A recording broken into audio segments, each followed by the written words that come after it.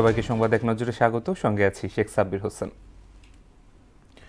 ভূমিকম্প ঝুঁকি মোকাবেলায় প্রস্তুতি গ্রহণ সংক্রান্ত বিষয়ে প্রধান উপদেষ্টা অধ্যাপক মোহাম্মদ ইউনূসের সভাপতিত্বে জরুরি বৈঠক অনুষ্ঠিত হয়েছে। সোমবার রাজধানীর তেজগাঁওয়ে প্রধান উপদেষ্টার কার্যালয়ে অনুষ্ঠিত এই বৈঠকে বিশেষজ্ঞ ও সংশ্লিষ্ট কর্মকর্তারা অংশ নেন।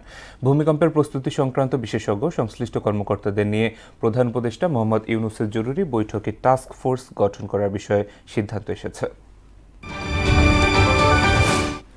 জাতীয় নির্বাচন সুষ্ঠু করতে অংশীজনদের সঙ্গে চলমান সংলাপের অংশ হিসেবে আজ ৮১ দেশি নির্বাচন পর্যবেক্ষক সংস্থার প্রতিনিধির সঙ্গে মতবিনিময় করবে নির্বাচন কমিশন ইসি।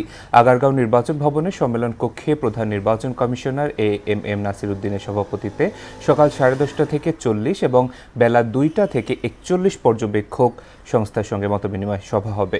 সংলাপে নির্বাচন কমিশনার ও ইসি সচিবালয়ের ঊর্ধ্বতন কর্মকর্তারা উপস্থিত থাকবেন। জলবায়ু পরিবর্তনের কারণে 2030 সালের মধ্যে বিশ্বের সবচেয়ে ঝুঁকিপূর্ণ অঞ্চলে পরিণত হবে বাংলাদেশ সহ দক্ষিণ এশিয়ার ঘন বসতিপূর্ণ দেশগুলো। সোমবার বিশ্বব্যাংক প্রকাশিত ফ্রম রিস্ক টু রেজিলিয়েন্স শীর্ষক প্রতিবেদনে কথা বলা হয়েছে। বেসরকারি খাতে সম্পদ ও বিনিয়োগ উপযুক্ত স্থানে সরিয়ে নেওয়া হলে জলবায়ু সংকটজনিত ক্ষয়ক্ষতি 1/3 কমানো সম্ভব বলে প্রতিবেদনে দাবি করা হয়েছে। বিডিআর বিদ্রোহের ঘটনায় বিস্ফোরক দ্রব্য নিয়ন্ত্রণ আইনে করা মামলায় গাজীপুরের কাশিমপুর কেন্দ্রীয় কারাগার থেকে মুক্তি পেয়েছেন বিডিআরের সাবেক 35 সদস্য।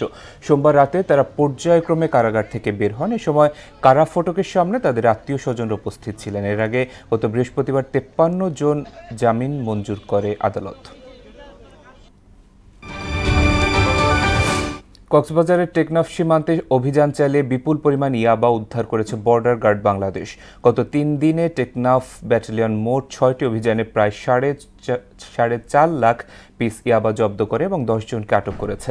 বিজিবির অধিনায়ক লেফটেন্যান্ট কর্নেল আশিকুর রহমান বিষয়টি নিশ্চিত করেছেন। আটক ব্যক্তি ও জব্দকৃত মাদক টেকনাফ মডেল থানায় হস্তান্তরের প্রক্রিয়া চলছে। দর্শক, এই ছিল সংবাদ এক নজরে। সবশেষ খবর সবার আগে জানতে মোহনার সাথেই থাকুন। এতক্ষণ সঙ্গে থাকার জন্য ধন্যবাদ সবাইকে।